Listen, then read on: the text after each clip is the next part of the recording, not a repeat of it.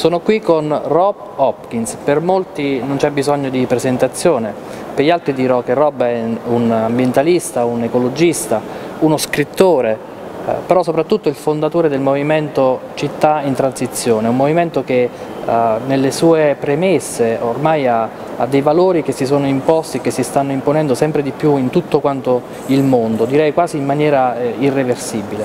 Tutto è iniziato nel 2003, quando Rob insegnava ai suoi studenti irlandesi un modello nuovo per una decrescita energetica della città di Kinsale, questa decrescita energetica necessaria perché cambiavano intorno a questa città le condizioni energetiche esterne, e questo vuol dire fonti energetiche fossili che non erano più economicamente vantaggiose ma neanche largamente disponibili, un po' come dire la situazione attuale a 12 anni di distanza in tutto quanto il mondo. Da quella idea, da quel momento lì, da quella prima iniziativa è nato il movimento di transizione, cioè un progetto strutturale, un progetto concreto per gestire in maniera consapevole la transizione, cioè il passaggio tra lo scenario attuale economico, sociale ma anche e soprattutto energetico agli scenari futuri che verranno. Hi Rob, welcome to the European Parliament.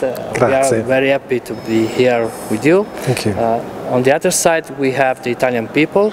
Okay, so would you be willing to explain us what is exactly the transition movement and how this new idea, this new model could change the current economy based on the fossil fuels? Okay, so we like to think of transition as being a movement which is active now in 50 countries around the world, which is about communities reimagining and rebuilding the world. So that we often imagine the big challenges that the world faces are just too big for us as people to do anything about. But if we can work together with the people on our streets, the people in our neighbourhoods, the people in our towns and cities, we can do an enormous amount. We can take control back over the kind of future that we want to see.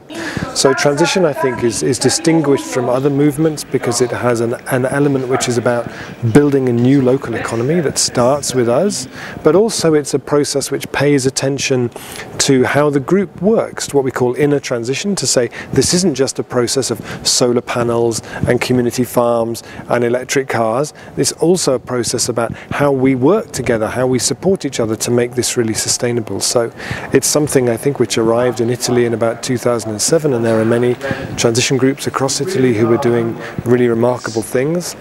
And it's about seeing the opportunity. You know, it's too easy for us to see a world beyond cheap energy, a low carbon world, as somehow less appealing than the world today, that it somehow represents a step backwards. Yeah. But I think what we see with the incredible projects transition groups are doing around the world is it's a step forward, and that we see the end of the age of cheap fossil fuels and the need to address climate change as a historic opportunity for innovation, for entrepreneurship, for the reimagining and the reinvigorating of the communities and the economies of the places where we live. Could this model be applied everywhere?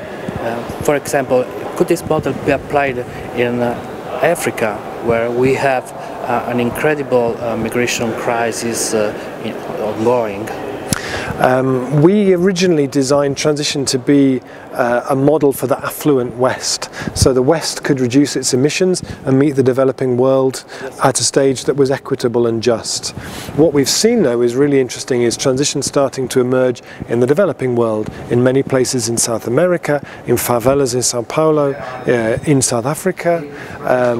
I think it's important to say that as well there are other models that are maybe as, if not more appropriate to the developing world, like the Buen Vivir movement and alternatives to development, the kind of social justice, Via Campesina, these kind of movements that are happening there are also really important. But I think transition has also a lot to offer in those places.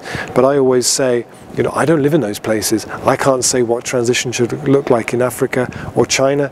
All we do is we put out a seed, and people in those places pick it up and go, what would that look like here? And then when that happens, incredible things happen that I could never dream of or imagine. Yeah. could this model be applied everywhere? Okay, but which kind of suggestions could be should be given to the citizens, especially for those who are elected at local level? Well, there's a lot that, you know, transition was designed as an approach for citizens, for communities. But then we always get asked, so what's the role of local government and national government? And I always feel that their role is to support what the community is doing. That the key place where the ideas and the passion comes from should be the local scale. The role of each level of government up is to support the next one.